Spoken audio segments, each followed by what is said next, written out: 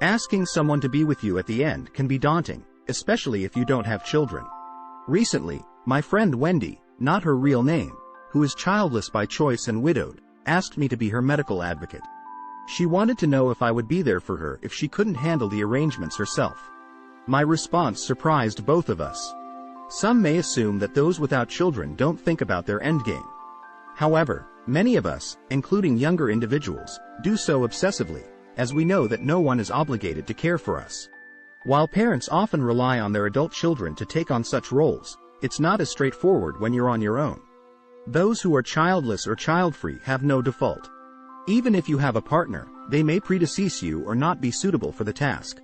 Siblings and peers may be good choices when we're in our 70s or younger, but at some point, we need younger and more agile designees.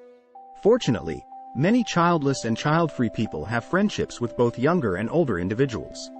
This is because we don't devote our energy to overseeing our progeny's maturing process. Instead, our friendship circles are often deep, continuous, and diverse, based on shared experiences and interests.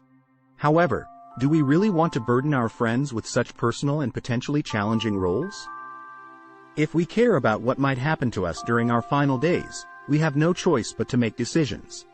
A few years ago, after my marriage ended, I had to summon the courage to ask younger friends to take on roles for my future needs if I couldn't manage them myself.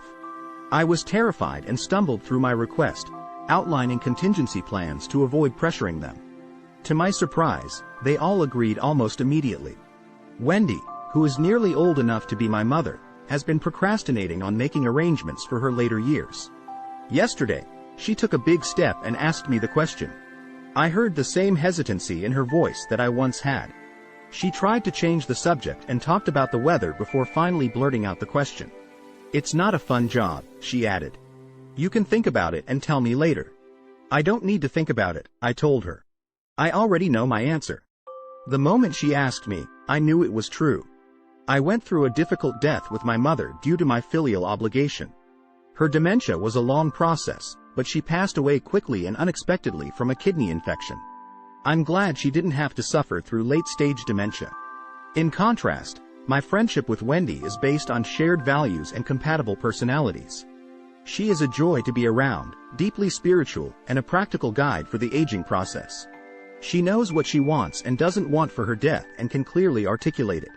All that's left is the paperwork, and I'll keep pestering her until it's completed. Having sat vigil at several deaths, I know the upcoming days won't be easy. But when Wendy needs me, I'll be her unwavering support. It's a privilege, not a duty, and a small but powerful act of love for a woman who has altered the course of my life.